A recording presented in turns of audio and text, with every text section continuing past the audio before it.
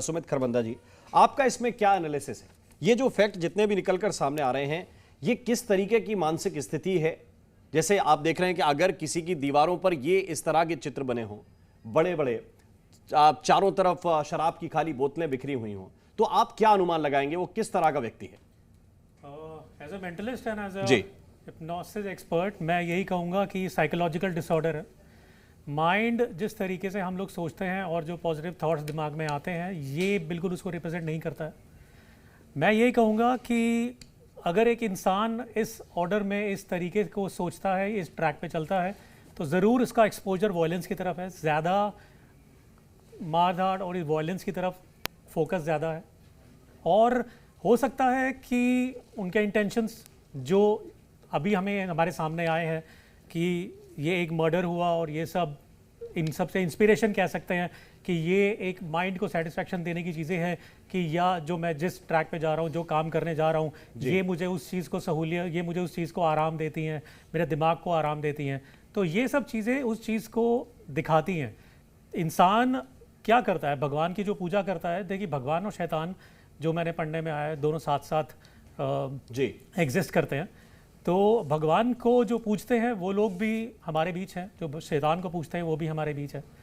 तो क्या psychological mind से वो इंसान चल रहा था, वो इंसान एक ट्रैक समझना ज़रूरी है। और मर्डर करना एक छोटी बात नहीं है, उसके बाद होली पर इस तरीके से नाचना, गाना जी, और अपनी जिस लड़की के साथ में, तो ये एक आम बात नहीं है। एक ठीक है, बिल्कुल आम बात नहीं, और इसलिए नहीं है क्योंकि देखिए मर्डर तो रोज होते हैं, रोज रिपोर्ट होते हैं, हम ही लोग आपको खबर देते हैं।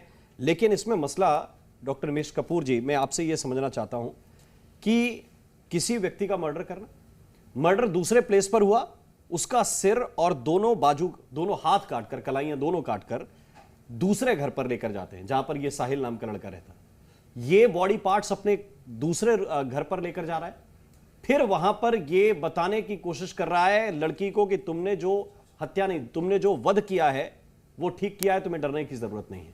तो ये क्या दिखाता है, ये किस तरह का मानसिक स्टेट है? ये किसी के बहकावे में आकर ये सब कर रहा है? क्योंकि अगर किसी का दिमाग खराब है या कुछ एक झटके में हो गया तो कभी तो नींद खुलती होगी, या एक लंबी नींद है जिसमें कोई सोता हुआ चला जा रहा है।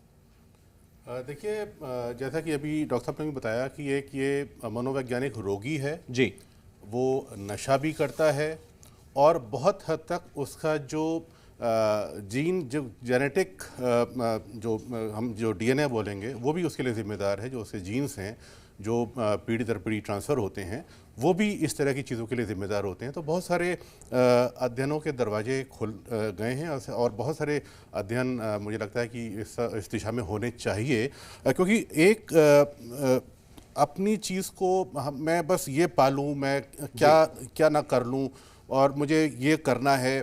तो जिस तरह से जब 2 साल से वो उसका पति विदेश में है और जो उसके वो संपर्क में आई, और जैसा कि उस लड़के की मदर ने भी कहा कि जब से उसका शादी हुई वो तब से वो जोर डालती है कि मुझे घूमना है, मुझे अलग रहना है।